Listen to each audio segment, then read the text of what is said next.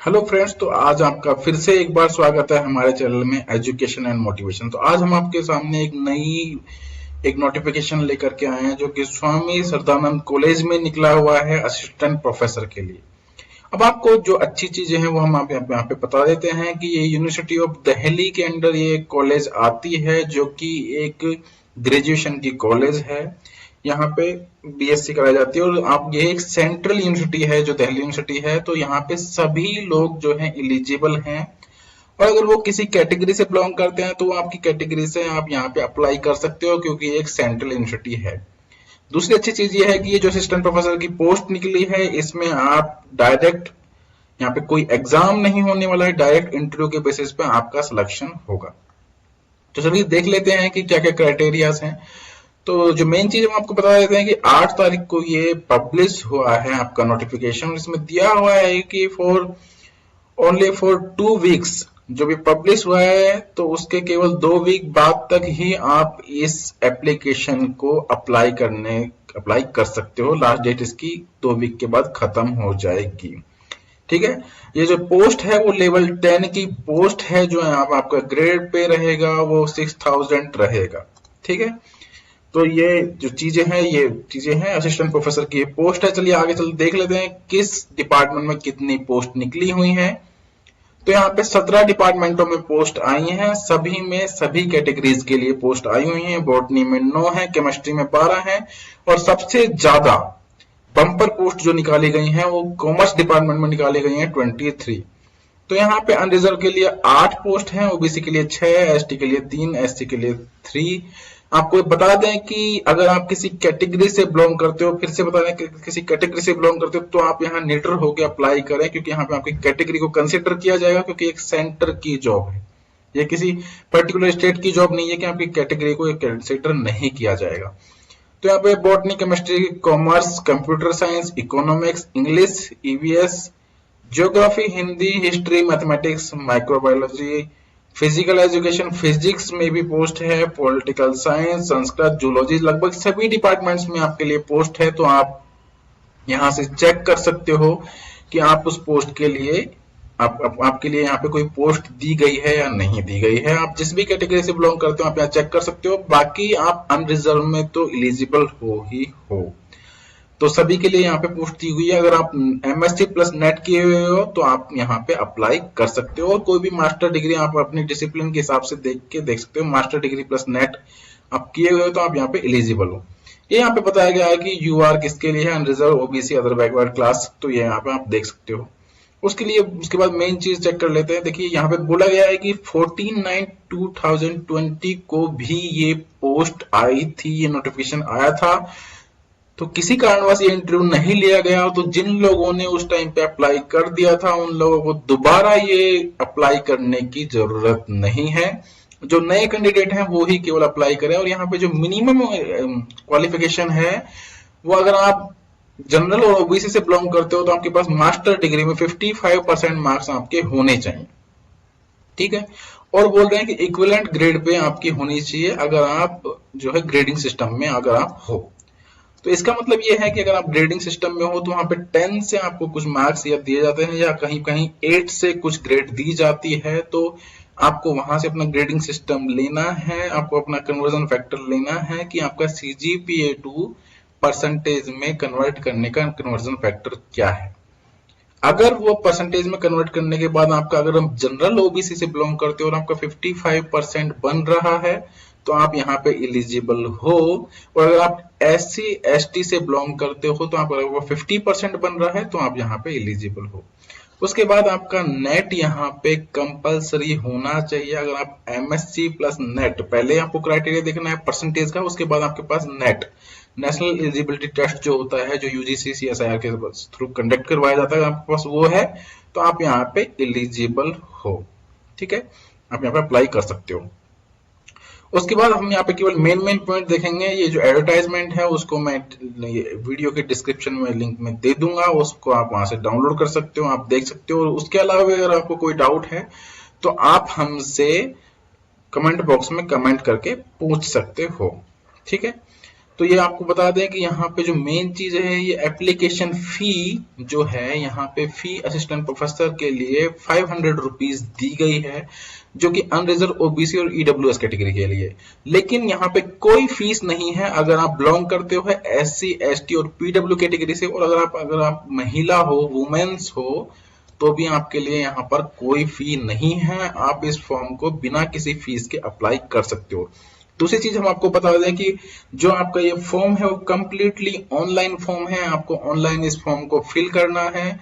इसके लिए कोई आपको हार्ड कॉपी भेजने की जरूरत नहीं है। अगर आप ऑनलाइन अपना फॉर्म फिल कर देते हो तो वहां आपका एप्लीकेशन सबमिटेड माना जाएगा। ठीक है, उसके बाद बात कर लेते हैं आगे। अगर आपको कोई भी डाउट है तो आप इस ईमेल आईडी पे मेल करके पूछ सकते हो अपने डाउट्स को, और अगर आपको कोई भी डाउट है तो आप यहाँ पे कमेंट बॉक्स में अगर आप लिख दोगे तो हम आपको डाउट क्लियर कर देंगे कि किसी इस नोटिफिकेशन से रिलेटेड कोई भी अगर आपको डाउट है, फॉर्म भरना कैसे है वगैरह वगैरह। बाकी चलिए आगे देख लेते हैं। तो इन्होंने दिया हुआ है कि अगर आपके पास मास्टर्स है, मास्टर्स में 55% है और आपके पास नेट है तो आप इसके एलिजिबल हो। अगर आपके पास पीएचडी है तो आपको नेट की जरूरत नहीं है, अगर वो 500 रैंक के अंदर आती है ऑल ओवर वर्ल्ड। ठीक है, तो ये इसकी गाइडलाइंस हैं। उसके बाद चलिए आगे चलते हैं। जो मेन चीज है वो आपसे डिस्कस कर लेते हैं कि guidelines for screening short listing of candidate for upon two the post of assistant professor in the colleges.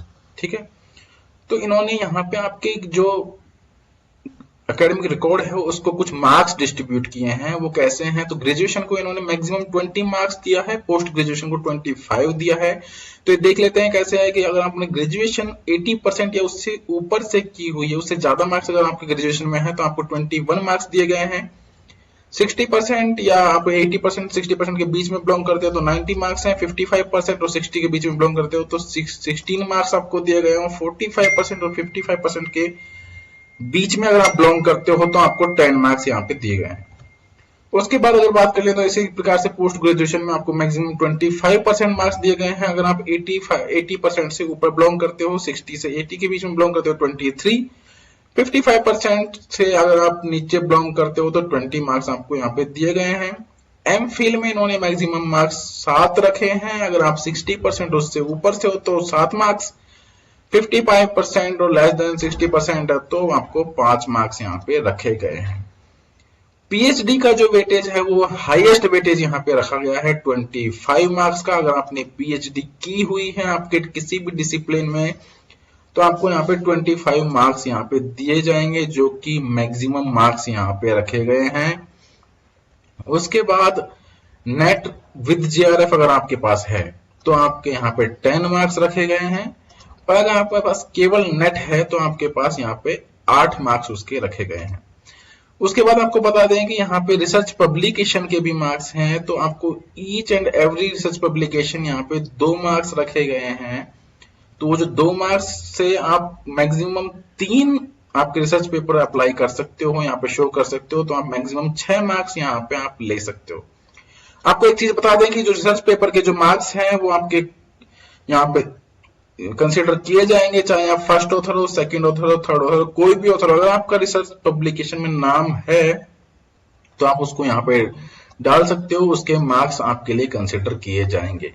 उसके बाद आपको बता दें अगर आपको कोई एक्सपीरियंस है तो उसके लिए यहाँ पे 10 मार्क्स कंसिडर किए गए हैं। तो आपको हर एक साल के एक्सपीरियंस के लिए 2 मार्क्स यहाँ पे दिए जाएंगे, और मैक्सिमम आप 5 साल का एक्सपीरियंस यहाँ पे शो कर सकते हो, जिसके लिए आपको मैक्सिमम 10 मार्क्स यहाँ पे रखे गए हैं। उसके बाद अवार्ड्स के मार्क्स रखे गए हैं। अगर आपके पास कोई इंटरनेशनल नेशनल लेवल का कोई अवार्ड है तो उसके लिए 3 मार्क्स रखे गए हैं। अगर स्टेट लेवल का कोई अवार्ड है तो उसके लिए 2 मार्क्स आपके लिए रखे गए हैं। अब आपको बता दें शॉर्ट की एमफिल प्लस पीएचडी में यहाँ पे 25% मार्क्स मैक्सिमम दिए जाएंगे। ऐसा नहीं है कि आपने एमफिल भी की हुई है, पीएचडी भी की हुई है तो 25 प्लस 0.7 करके आपको 32 मार्क्स दिए जाए, नहीं, आपको मैक्सिमम 25 मार्क्स ही आपको दिए जाएंगे। उसी तरह आपको जेआरएफ और नेट के लिए 10 मार्क्स और कोई भी अवार्ड है आपके लिए 3 मार्क्स दिए जाएंगे। तो यहाँ टोटल आपके 100 मार्क्स बनेंगे। और अब आप जो मेन चीज है वो आपकी आती है कि आपके शॉर्ट लिस्टिंग कैंडिडेट्स कैसे यहाँ पे करेंगे। तो इन्होंने यहाँ पे दिया हुआ है the all candidate scoring 60 marks and above shall be called for interview for post of assistant professor. इसका मतलब है कि जो भी लोग 60% मार्क्स यहाँ पे 60 मार्क्स यहाँ पे 100 में से लेंगे या उससे ज्यादा लेंगे, वो ही लोग असिस्टेंट प्रोफेसर में इंटरव्यू के कॉल के लिए यहाँ पे एलिजिबल होंगे।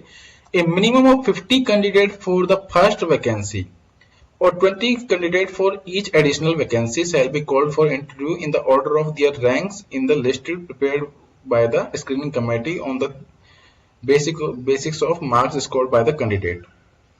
इट मींस अगर आप वहां से अगर आपके वहां पे केवल सिंगल वैकेंसी उस स्ट्रीम में है तो उसके लिए आप वहां पे 50 कैंडिडेट बुलाएंगे जाएंगे। जैसे देखिए हम आपको बता देते हैं, थोड़ा क्लियर कर देते हैं कि अगर हम बात करें यहाँ पे, तो यहाँ पे फिजिक्स में अगर बात करें तो यहाँ पे ईडब्ल्यूएस में 1 वैकेंसी है। तो ईडब्ल्यूएस में 1 वैकेंसी, इट मींस इसके लिए 50 कैंडिडेट को शॉर्टलिस्ट किया जाएगा। 50 कैंडिडेट को वो लोग यहाँ पे इंटरव्यू के लिए बुलाएंगे मिनिमम। उसके बाद बात करें अनरिजर्व में, तो यहाँ पे जैसे 2 वैकेंसी है, 2 वैकेंसी है तो मतलब 50, उसके बाद दूसरी वैकेंसी के लिए प्लस 20, तो यहाँ पे 2 वैकेंसी है तो वो यहाँ पे 70 बच्चों को कॉल करने वाले हैं इंटरव्यू के लिए। ऐसे अगर हम बात कर ले यहाँ पे जैसे जूलॉजी में 3 वैकेंसी है रिजर्व में, तो 50 प्लस 20 प्लस 20 तो 70 90 बच्चों को ये यहाँ पे कॉल करेंगे। तो इस हिसाब से आप एडिशनल 20 कर सकते हो, तो उसके हिसाब से वो वहां पे कॉल आपको उतने बच्चों को करने वाले हैं। अब उसमें एक एक्स्ट्रा चीज है जो हम आपको बता देते हैं। तो ये इतना आपने देख लिया था। उसके बाद इन केस वो बोल रहे हैं अगर कोई केस ऐसा बनता है the minimum number of candidate as specified above is not available, then the benchmark of 60 marks may be progressively lowered as required। तो वो यहाँ पे बोल रहे हैं कि अगर कोई बंदा minimum number of candidate shall be called for interview, अगर कोई बंदा मतलब अगर ऐसे 50 कैंडिडेट नहीं वहां पे बन पाए जो 60 या 60 से अबव मार्क्स को गेन कर पा रहे हैं, तो उस केस में 60 से नीचे मार्क्स वालों को भी कंसिडर कर लिया जाएगा। तो आप यहाँ पे बेझिझक होकर अप्लाई कीजिए, क्योंकि आपके कॉल इंटरव्यू का कॉल आने के चांसेस बनते हैं। अगर वहां पे उनको 60 या 60% मार्क्स से ऊपर के कैंडिडेट नहीं मिल रहे हैं तो वो नीचे वालों को भी कॉल करेंगे। तो अगर आपके कम मार्क्स भी बन रहे हैं तो आप यहाँ पे अप्लाई कीजिए, यही मैं आपसे कहना चाहूंगा। उसके बाद वो लोग बोल रहे हैं, ये भी एक इंपॉर्टेंट पॉइंट है, तो वो लोग बोल रहे हैं कि the marks awarded by the candidate during the process of screening of application shall not be have a weightage credit और merit during the assessment interview candidate by the selection committee has these marks shall be used only for screening shortlisting purpose. तो मतलब जो marks आपके 100 में से वहां पे आप गेन कर रहे हो वो केवल और केवल आपके इंटरव्यू में बुलाने के लिए है, केवल शॉर्टलिस्ट करने के लिए है इंटरव्यू के लिए। उसके बाद जो आपका इंटरव्यू होगा वो आपका फाइनल सिलेक्शन का जरिया होगा। अगर आपका इंटरव्यू अच्छा होता है तो आपका सिलेक्शन वहां पे होगा। तो इट मींस अगर आपको वहां पे इंटरव्यू के लिए कॉल कर लिया जाता है तो आप उस लिस्ट में पहले वाला जो कैंडिडेट है उसके ही एलिजिबल हो। अगर आपका इंटरव्यू उससे अच्छा होता है, चाहे आप उस लिस्ट में लास्ट हो, तो भी आपके सिलेक्शन के उतने ही चांसेस हैं जितने कि उस लिस्ट में पहले नंबर के कैंडिडेट के। तो ये मेन चीजें हैं जो हमने आपको बता दी हैं। उसके अलावा अगर आपको इस नोटिफिकेशन में कोई भी डाउट होता है तो आप हमें कमेंट बॉक्स में कमेंट कर सकते हो, हम आपके कमेंट का आंसर आपको कर देंगे। तो हम यहाँ पे दुआ करते हैं भगवान से कि आपकी जॉब इसमें जरूर लगे। तो आप सभी से रिक्वेस्ट है कि आप इसमें अप्लाई कीजिए। और इस तरह की नोटिफिकेशंस के लिए देखिए हम आपको बता देते हैं कि हम केवल गवर्नमेंट जॉब की जो नोटिफिकेशन होते हैं उन पर ही फोकस करते हैं, और ज्यादातर हम फोकस करते हैं सेंट्रल गवर्नमेंट जॉब के लिए जिसमें कि सभी लोग एलिजिबल हो। तो आप हमारे चैनल को सब्सक्राइब कर सकते हो आगे आने वाले नोटिफिकेशंस को पाने के लिए। ठीक है, थैंक यू।